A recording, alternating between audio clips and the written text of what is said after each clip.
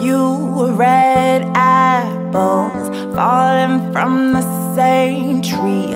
They're all wondering why one skin is green. Cause I can't put no coins in your cup, cause I'm still trying to work my way up, and never meant to show you no love. But this can't be about you, this can't be about you. You gotta let me go, gotta let this bird flow. Make it fast, not slow, it's the path I chose. Feel it in my soul, and I'm so thankful. Oh, oh, oh, oh, oh. You gotta let me go, gotta let this bird flow. Make it fast, not slow, it's the path I chose. Feel it in my soul, and I'm so thankful. Oh, oh, oh, oh. What's up, stranger? You have something to say to the people? Hello.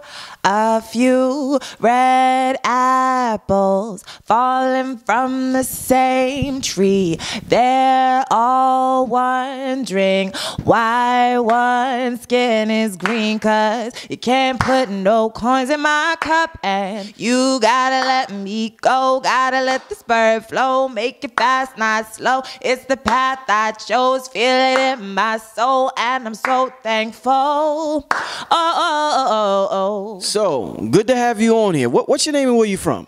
My name is Crystal Hawes, and I am from Long Island, New York. Okay. And when can they get this music that they've been loving on the channel?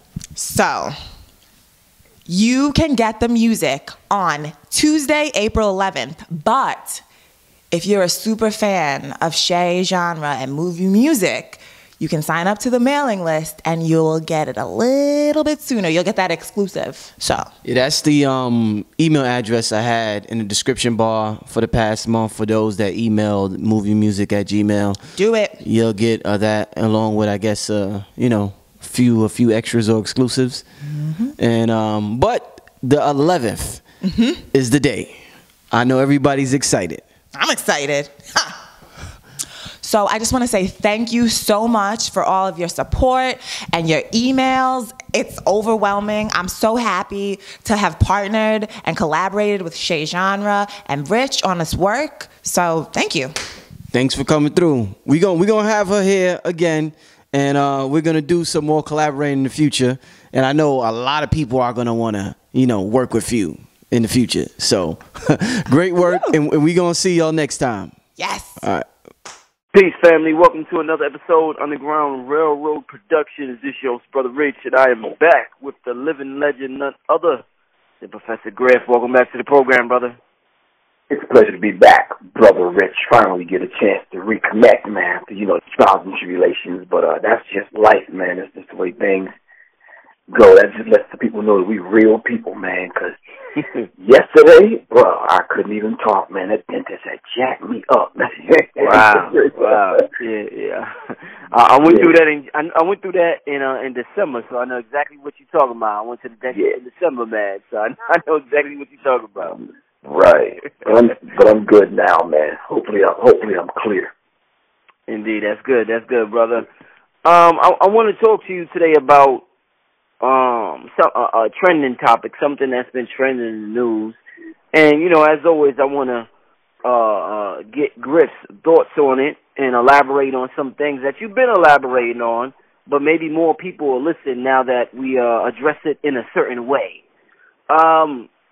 There's a situation where there was a Pepsi commercial that I guess Kendall Jenner, the whole Kardashian clan, one of the youngest Kardashians, Kendall Jenner, she participated in a commercial by Pepsi where it's very similar to a Black Lives Matter protest, where there's, kind of intense moments between the police and the people protesting.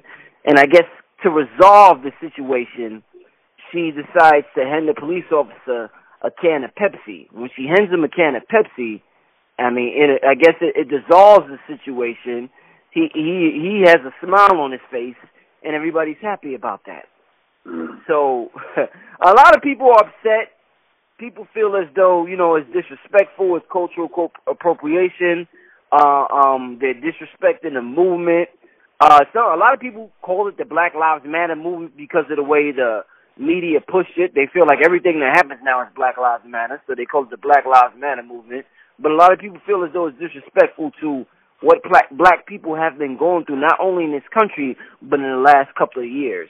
Pepsi says that, they just was trying to express a message of unity, global unity. So they apologized and removed the ad. But a lot of people feel as though it's a phony, full of shit apology. Professor Griff, what I want to ask you about is, we covered, and the reason why I love to talk to you about this, because we covered these protests intensely. We covered it extensively. We covered it repeatedly. Everything that happened, we talked about it. You could go back into the archives and listen to us. So to see in 2017 and in April of 2017, to see a corporation put out a commercial like this, after all the talks we've had, intense talks we've had, how do you feel about what do you see happening in April of 2017, Professor Griff? Because people feel like this is not new. Hollywood's been doing this shit forever with what black people has been going on in this country. So this ain't nothing new. This is just what they do. So, Professor Griff, talk to us about how do you feel about all the outrage that's going on right now? Well, there's certain ways to actually feel about it, but after you get over the feeling, you have to start using common sense and putting things into place and calling it for exactly what it is, calling it exactly what it is. Here they hired a black man to come up with an edgy kind of commercial that would include the global landscape of the human family, if I could put it that way. And he chose to use a certain kind of platform and landscape to do it. He took a page out of the culture of protest, and this is the protest culture that we're witnessing. This culture, these young people at the particular age that they are, they have access to social media, and this is their way of letting their voices be heard. So they hired a black man to do this. I think the embarrassing part about it and the insulting part about it is the fact that you get a glimpse of a black man, a glimpse of an Asian dude, and everybody else is white. You understand what I'm saying? In a multinational corporation like Pepsi, and a commercial for a multinational corporation like Pepsi, who are not so far away from having other commercials and other ads pulled. You remember the one they had with the goat? Yeah. That one was ridiculous, man. You understand what I'm saying? But I guess they thought they would get away with it because it was a black man doing it. No, Pepsi, we don't want to be insulted by white people or black people. You understand what I'm saying? And I think that's the signal that we need to send to corporations like Pepsi, who bragged about having a history of taking the side of colored people, they said, of Negroes, at a time when Coca-Cola, their biggest rival, and other companies didn't want to, was playing the race card and shooting black people down. Pepsi was the one that stepped up and hired black people and other people to promote their brand. Mm-hmm. So this chaotic kind of thing that's going on now with this commercial, of course, it speaks to the fact that they're very insensitive when it comes to what the whole idea of protest is about. All the way from the civil rights movement to present, is very disrespectful for multinational corporations like Pepsi to come in and take advantage of the protest culture and say we're going to use this platform to sell some products. Come on, man. Sad but true. I told someone we were talking about this tonight, and they said, wow, you just talked about Pepsi in your lecture the other day. I said, yeah. In my book, Symbology, I talk about Pepsi, how if you turn the can on its side, backwards, what does it say? What does it spell, Brother Rich?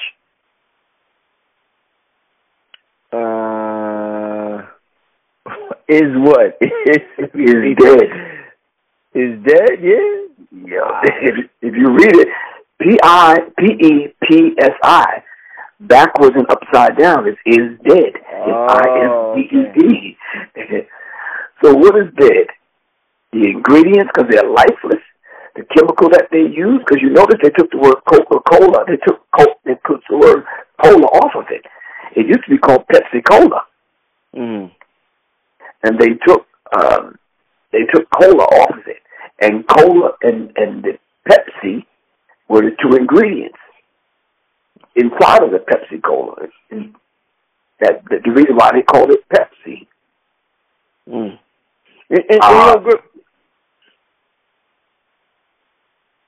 No, go on. No, I was gonna say that was. It's funny you're going into that. That my next question was gonna be. I was gonna say, Griff, I want to kind of talk about the health factor when it comes to Pepsi, because I remember a couple of weeks ago, Bernard Hopkins, he's a boxer that boxed into his 40s, and they asked him, what's one of your secrets that allow you to have such a long career boxing? And one of the things he said was that, well, he stayed away from soda. Soda is like liquid crack. So he drinks pretty much nothing but water. So one of the messages, although it's a trending topic and people want to talk about Kendall Jenner and a lot of other things, I just want to, I definitely want to talk about why would this brother say it's like liquid crack? Is that an exaggeration? I mean, crack is some serious shit, Professor Griff. Is an exaggeration for this brother to say that a drink that's legal, number one, and that is sold to children, adults, men, women, that it's like legal crack? What do you think about that, Professor Griff? Well, I think he's right on point with that. I think he hit the nail on the head, man. And I hear that as I'm cleaning up my act, so to speak, and fine-tuning my living. I'm here with a woman that teaches this, and she says the same thing. It's like liquid crack. It's like it's dangerous, man, for your health to even sip soda. The whole idea of soda, S-O-D-A, is a chemical. And I think most people don't even understand what those initials stand for. You understand what I'm saying? It's something that's not supposed to be consumed by the human consumption. You understand what I'm saying? And it's very, very, very dangerous. So I think he was dead on it. But in the whole idea of the symbology aspect of it, if you really look at the can, the logo looks like Obama's logo. Yes, we can. If you go back and look at Obama's logo and start talking about what we believe in, yes, we can. That's interesting. Okay. It's the same, basically the same kind of logo. Mm. So was Pepsi saying, and if you look at their can and you turn it upside down and sideways, is it saying the O is dead? You understand what I'm saying? The whole idea of it. Look at it. They changed their logo 17 times in my research today on Pepsi.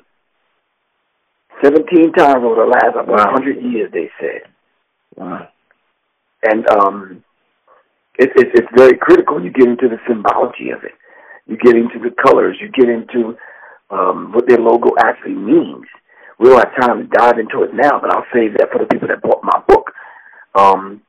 If you really get into the symbology of it and the esoteric meaning of their logo and the whole idea of Pepsi and that kind of thing, it's critical, man. It's really critical. It truly plays on your subconscious mind. I know that. Right.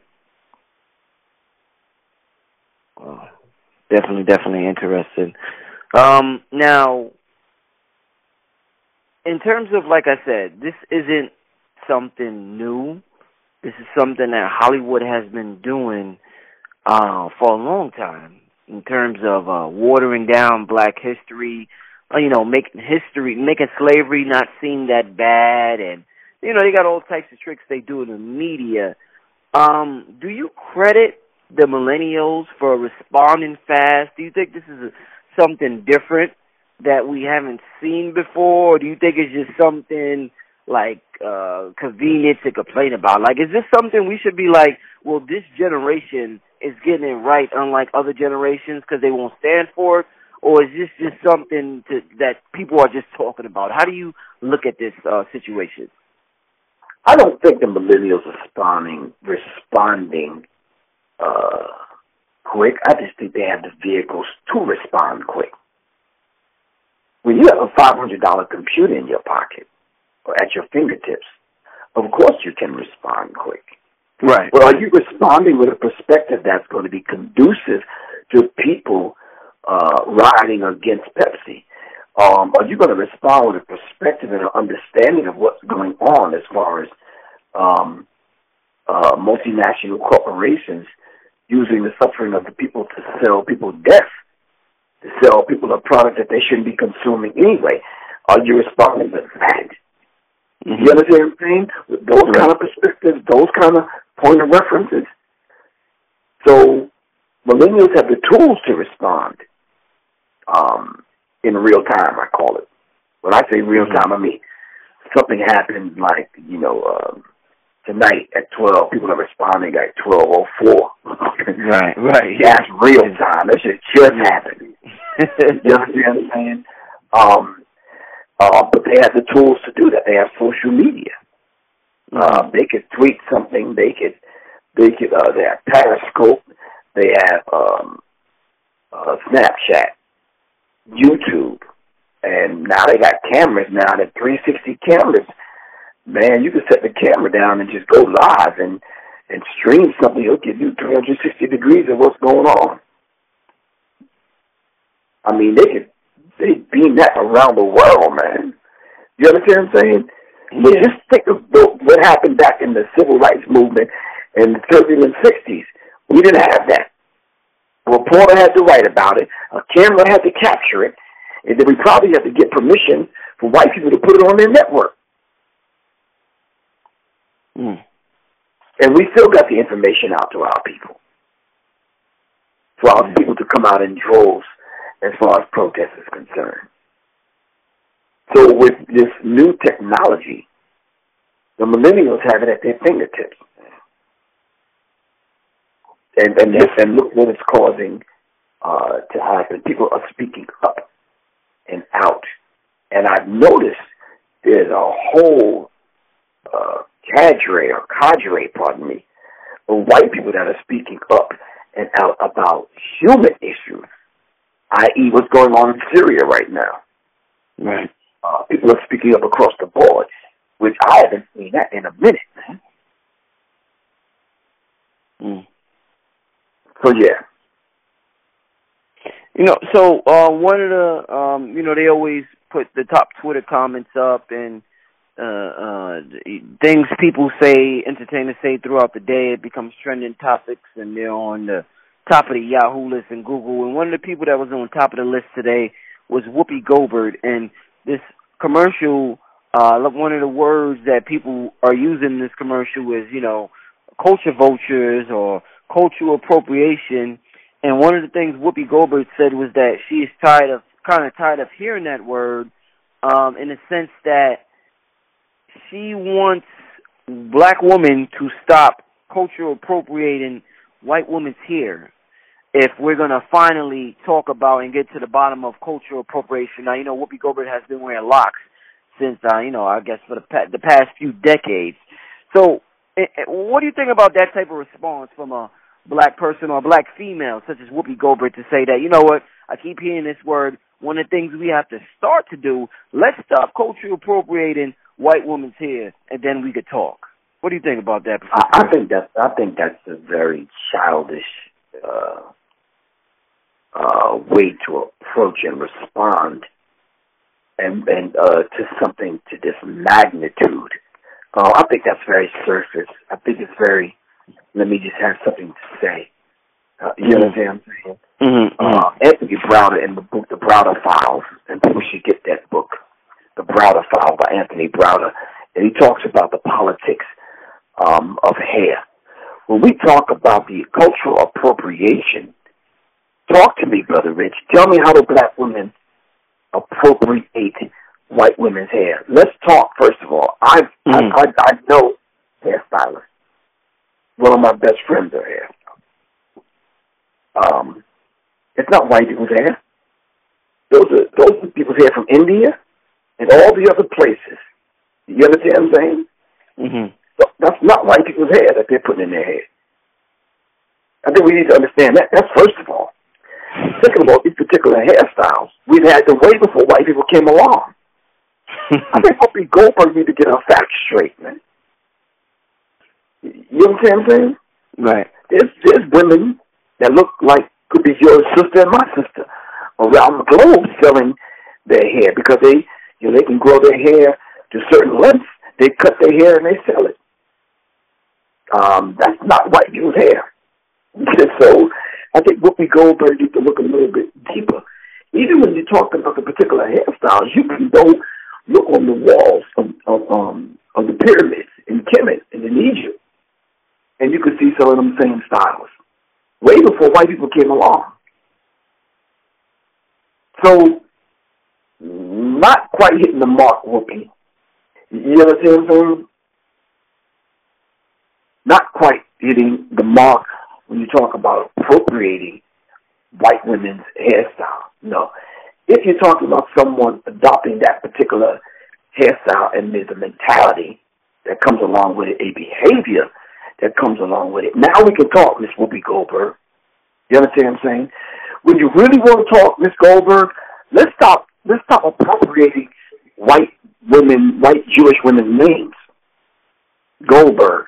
That don't sound like it comes from Africa to me. Any place black people are indigenous to. You understand what I'm saying? Let's stop appropriating white women's husbands and boyfriends. Let's stop appropriating. You understand what I'm saying? Just white. I mean, if she said, okay, contact lenses and stop trying to have blue eyes and all this other kind of stuff, she might be slightly wrong on that too. Because if you go to deeper parts of Australia and other places, we got blue eyes and blonde hair. So there are other things that we can stop appropriating. Other than the fact that, hair. Now, we need to take a closer look on that one, Ms. Goldberg. I'm sorry. Indeed, Professor Griff. What, in terms of, I'm looking at the situation with Pepsi, and I'm thinking about corporations and black people spending, how we spend our money, and, how we don't, people do certain things to us, and we're just like, whatever. We just keep spending our money. And I'm thinking about a situation last week when we tried to have a show, and our schedules was conflicting. We was going to do a show about the beauty parlors and the situation. I believe it was in South Carolina where the Korean had the black woman on the floor, and he was like kind of wrestling with her. And I don't know what transpired the event, but there was this Korean man on top of a black woman holding her down, and dudes was like, yo, this is continuing to happen in these nail shops. And a black dude actually went in there a couple of days later on Facebook Live. He filmed it, and the black woman in the shop was like, he went in there cursing him out, like, yo, you want to put your hands on a black woman? Put your hands on me. I'm a black man. You ain't going to do shit to me, are you? And the black woman in the shop was like, yo, leave, get out of here. Get out of here, leave. So people was like, yo, what the fuck? Like, this dude went in there to defend black women in there, and they're getting nails done. Like, nigga, get out of here. I'm trying to finish this nail job. So, right. What? Why are we so desensitized from situations like, from being disrespected? Has it been happening that long that it's a part of our culture, Professor Griff? Why are we so desensitized, and how can we fix this, Professor Griff? It's not part of our culture, Brother Rich.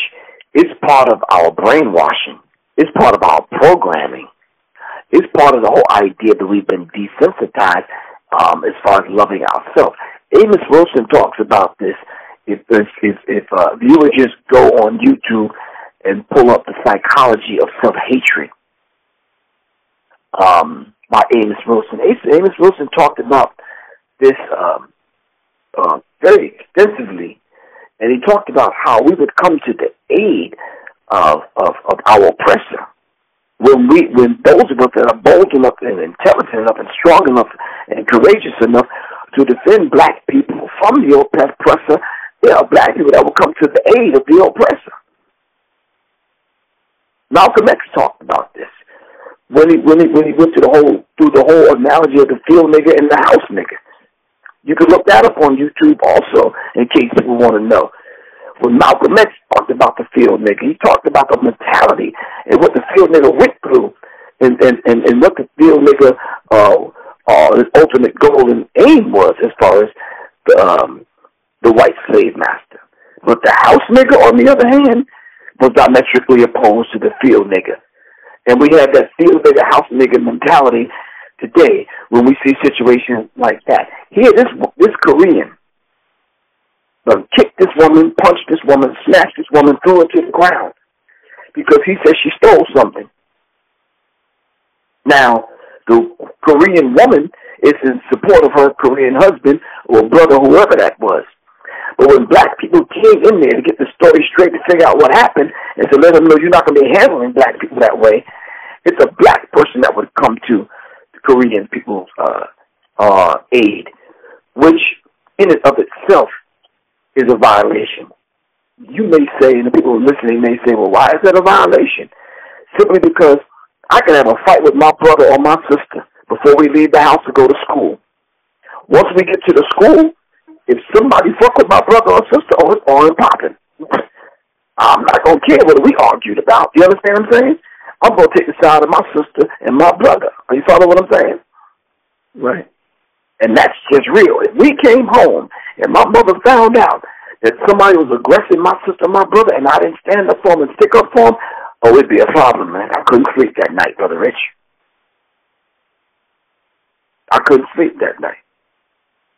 So, but what we do need to understand is that common thread that runs through all of us, regardless of where we live on this planet.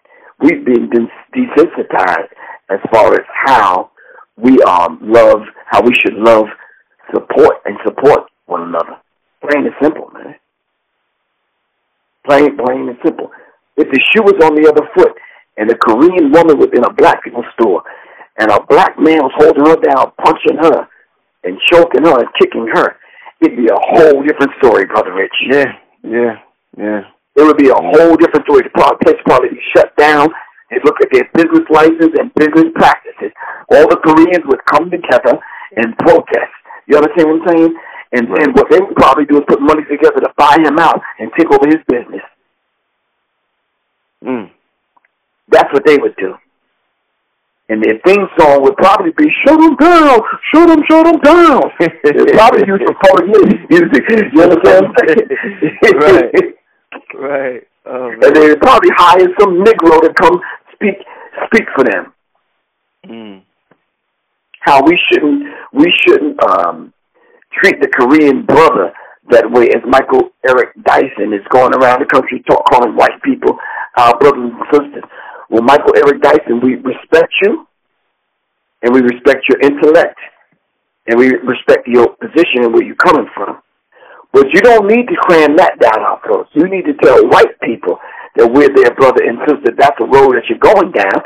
And they really want to accept this brother-sister bullshit that you're cramming down our throat, then they need to start treating us like brother and sister. As a matter of fact, they need to start acting like brother and sister. For real. Interesting. Wow. So when we talk about as much money as we give Koreans and Asians in general, whether they setting up a booth at the flea market, a nail shop, a beauty supply store, or Asian, Korean, Chinese restaurant, they extract money from the black community. Plain and simple. We do deserve a certain kind of treatment. Not the kind of treatment that we saw on YouTube and on Facebook, man, from him handling that black woman that way. Now, I'm not condoning or stealing from him. Don't get me wrong. Someone stealing from you, that's not the way you treat them. I don't care if you got to detain them, get a picture of who they look like, get them on film, and call the police, and let the police handle it. For you to be kicking on her and wrestling her down and punching her and all that kind of stuff, nah, that's a violation, bro. Mm-hmm. Can you imagine if that was your mama, Brother Rich, or your auntie? Mm. It'd be a whole different story, man. It'd be a whole different story, man. Brother Rich arrested at the beauty supply store from slapping the owner with a damn hair of weed, a pack of weed. You understand what I'm saying? That's what that headline would have read. Right, right. Wow. Yeah, man, it's crazy, Professor Griff. So I got one last question for you. We started a little late tonight, so we're gonna end it a little early. I remember the first time I heard about the term postpartum depression, and it was in my 20s, and I heard about it, and a sister told me about it, and she told me about women being depressed after they give birth, and she told me the list of reasons. She may feel worthless, or she may feel in competition with the child, or she may feel like her life is over and she can't be beautiful no more, whatever. And I didn't understand. And I'm like, you're mad after you give birth? And in my mind, I'm like, that's one of the most beautiful times. And I don't have children, but in my mind, I'm like, that shit is beautiful. You just brought life into this world. How the fuck can you be depressed after you give birth? I thought you depressed at death, not at birth. So I didn't get it. And the older I got, and the more women I talked to, I said, okay, I can see why some women, I'm not a woman, but I'm like, damn, wow, women are really affected by childbirth more than a man can ever imagine because we don't go through it. So I say to myself, I'm looking at this commercial, and not just the commercial, I'm looking at how white people just don't get it. What we talk about, they don't get this commercial. The executives at Pepsi is like, what did we do wrong? Kendall Jenner, in her mind, she's like, what did I do wrong? They just really don't get it. So I'm saying, is this an instance of just racism or prejudice or cultural appropriation? Do you think, using my analogy about how I just didn't get it, what women were going through, do you think white people just, not just exist because they could be going through some greedy shit, but in general, do you think white people just don't get what we're talking about because they don't go through it? No, I don't even use the word belief, but I have to use it in this case. I don't believe that for 1 second. I think white people totally understand what they're doing. They sit in the boardrooms and they come up with this stuff and having to approve it. I'm talking about 6 to 12 people have to give the thumbs up to this. You understand what I'm saying? Execs got to sign off on it. Checks got to get signed off on, right? Right. They sit in a room with non-execs and be like, what do you think the impact of this commercial will be?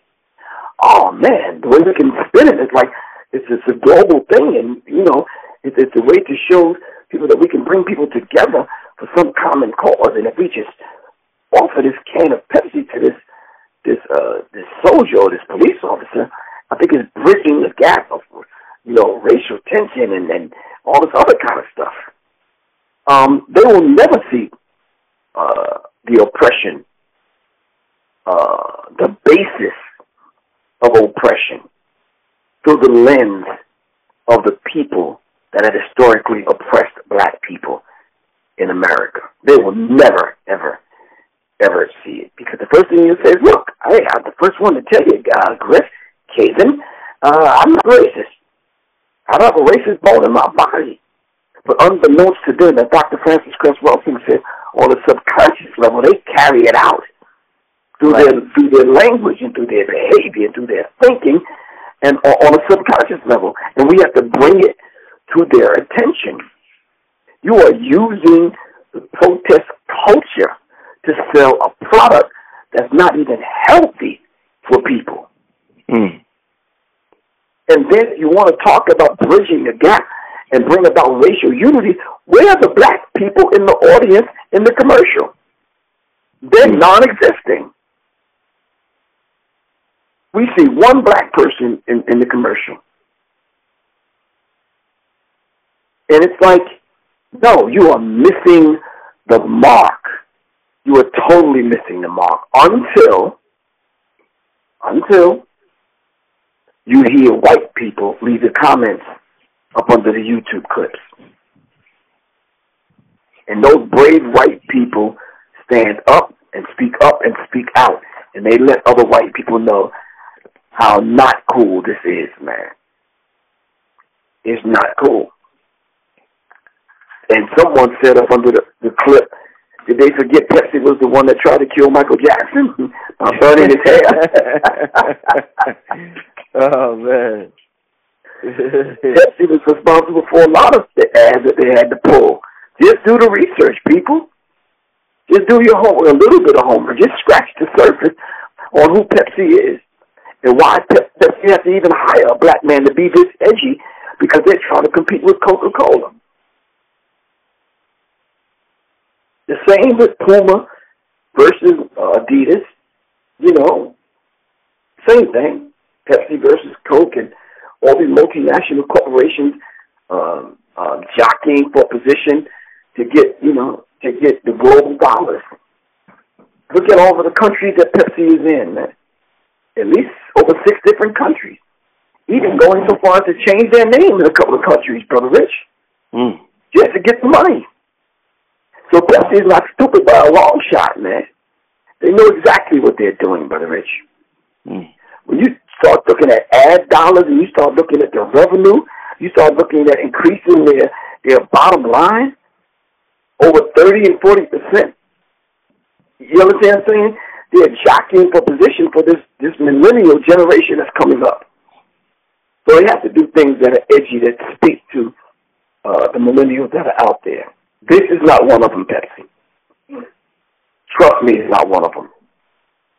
You're going to speak to the hurt masses of the human family with a commercial like this, thinking that you can increase your bottom line.